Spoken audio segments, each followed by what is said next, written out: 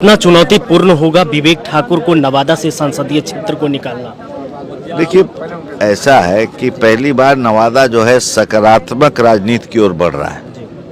विपक्षी में कौन है, उनका आपस का संघर्ष क्या है, पृष्ठभूमि क्या है, वो तो आपस में जूझ रहे हैं। हम लोग तो सकारात्मक एजेंडा के साथ, सकारात्मक सोच के साथ लोगों के बीच में जा रहे हैं और लोगों को जो उत्साह इस पूरे चीज से आ रहा है वो आपको कहीं भी जाएगा नवादा में ये आपको परिलक्षित होगा।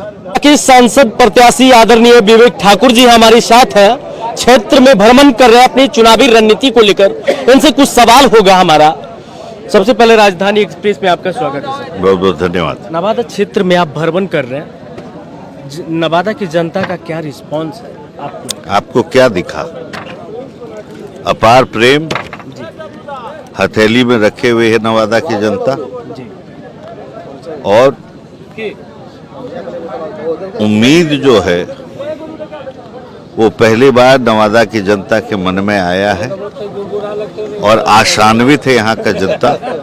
कितने वर्षों दशकों का जो उसका एक छुपा हुआ विचार था मन में कि कब मेरा नवादा विकास के रास्ते पे चलेगा, वो उसको दिखता हुआ लग रहा है कि वो यात्रा आरंभ होने वाली है। देश के यशस्वी प्रधानमंत्री जी का वादा है कि इस बार 400 पार आएगा। क्या लगता है आपकी बार 400 पार सच में? तो आप इसमें संशय कहाँ है? पूरा देश यही गूंज रहा है चारों तरफ कि अब की बार 400 पार। आपको लक्षण कहीं दिख रहा है कि किसी राज्य में? कल ही तो प्रशांत क्या नाम है, प्रशांत जो हैं, अरे जनसुराज वाले, किशोर, प्रशांत किशोर तो कल ही बोले हैं कि बंगाल में सबसे बड़ी पार्टी इस बार भाजपा हो रही है। तो जब ये हो रहा, तमिलनाडु में इस बार हो सकता है कि 2 अंकों में सीट आ जाएगा भाजपा को। केरल में खाता खुलेगा। हम तो इधर आ ही नहीं रहे, हम तो उधर ही जा रहे हैं। तो आपको लग रहा है, संशय है अभी भी क्या कि 400 पार नहीं होगा? अगर विवेक ठाकुर नवादा का सांसद बनते हैं तो क्या विकास करेंगे? नवादा में कुछ मुद्दा तो लेकर आएंगे, आपको भी जानकारी मिल जाएगी। संभवतः 16 या 17 को नवादा का मैं इलेक्शन मैनिफेस्टो जो है, विकास का मैनिफेस्टो मैं रिलीज करने जा रहा हूँ। आप भी साधारण मंत्री थे, आज से ही हम बता देते, उस दिन विस्तृत रूप से हम लोग बात करेंगे। मुख्य रूप से सबको चिकित्सा, शिक्षा, सड़क चाहिए नवादा की जनता को। जी, एक बात हम बड़ा स्पष्ट कर दें आप, अगर हमने कहा है कि विकसित भारत के साथ विकसित नवादा, तो ये तो मूल चूक जो है, ये बेसिक है। इस वो तो जो होना है वो तो हो गया।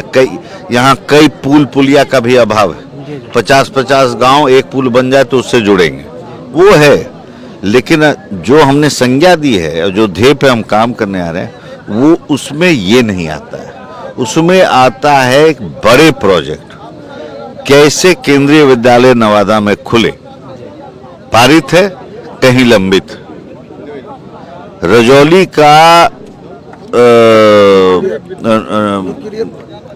जो परमाणु ऊर्जा का जो सबसे बड़ा प्लांट खुलना है, 2 खुलाना था देश में। दक्षिण भारत में वो चालू हो गया और यहाँ पे होना था, यहाँ पर 70,000 करोड़ का कुल मिला के निवेश होना है। इस भारत के इस हिस्सा का आज तक का सबसे बड़ा जो है वो निवेश का चयन है। 3 स्टेज का अध्ययन हो चुका है, भूकंप का अध्ययन हो चुका। अब कुछ पानी संबंधित उसमें विषय है जो फंसा हुआ है राज्य सरकार और केंद्र सरकार, इसको निकालना है। इस प्रकार से कई चीजें हैं। विपक्षियों से कितना चुनौतीपूर्ण होगा विवेक ठाकुर को नवादा से संसदीय क्षेत्र को निकालना? देखिए, ऐसा है कि पहली बार नवादा जो है सकारात्मक राजनीति की ओर बढ़ रहा है। विपक्षी में कौन है, उनका आपस का संघर्ष क्या है, पृष्ठभूमि क्या है, वो तो आपस में जूझ रहे हैं। हम लोग तो सकारात्मक एजेंडा के साथ, सकारात्मक सोच के साथ लोगों के बीच में जा रहे हैं और लोगों को जो उत्साह इस पूरे चीज से आ रहा है वो आपको कहीं भी जाएगा नवादा में ये आपको परिलक्षित होगा। तो अगर नवादा आए हैं सर, क्या लगता है कितना इस बार आपको यानी कि समर्थन मिल रहा है, कितने वोटों से जीत दर्ज करेंगे आप इस बार? अपार, पिछले सभी रिकॉर्ड टूटेंगे। 15 वर्षों से लगातार बीजेपी का सत्ता रहा है। बीजेपी ने एनडीए का, जी, जी। बीजेपी पुनः फिर आई है 5 साल के बाद। ये जरूर है कि हमारे विचारधारा का ये भूमि रहा है, आज से नहीं 60 के दशकों से, और पुनः फिर वापस हुआ। इस बात से भी लोग को बहुत हर्ष, क्योंकि नवादा के रोम रोम में फूल है।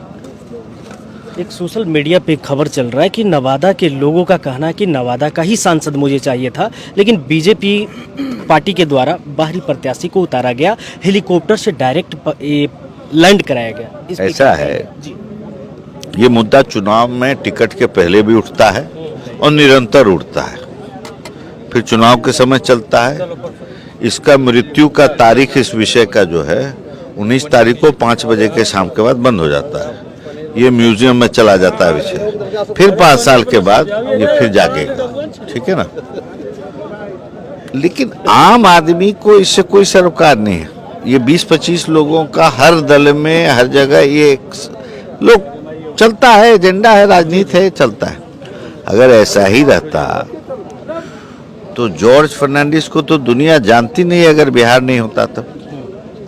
ऐसा ही रहता तो शरद यादव को जानने वाला तो कोई था नहीं यहाँ भारत में अगर बिहार नहीं रहता तो। सब छोड़ दीजिए, दिव्य काशी भव्य काशी का नारा लेके पूरी दुनिया आज काशी जा रही है। वो किसका देन है? कहा जाता था काशी न कभी बदला है न कभी बदलेगा। आज हर एक आदमी कर रहा है कि भव्य काशी दिव्य काशी। वो किसका देन है? स्वाभाविक है आदरणीय प्रधानमंत्री जी का। वो कहां से आए और गोद ले लिया काशी को, और आज देखिए काशी का स्वरूप कि विश्व में उदाहरण बना हुआ है। तो लोग को इससे मतलब है कि कौन हमारी चिंता करके हमारे लिए कुछ ऐसा करे सामाजिक जिंदगी में कि हमारे जिंदगी को वो प्रभावित करे सकारात्मक रूप से। नवादा को उसी का इंतजार। जो लोग बोल रहे हैं कि नवादा में पैरासूट वाले कैंडिडेट को उतारा गया, उन लोगों को एक बार क्या कहेंगे हमारे कैमरे के माध्यम से? अब आपको तो इतना लंबा बताए, विकास की बात करें, जी। नवादा के विकास की बात करें। नवादा की जनता से क्या ये वादा करते हैं विकास होगा? स्वयं का विकास से हटके नवादा के विकास की बात करें।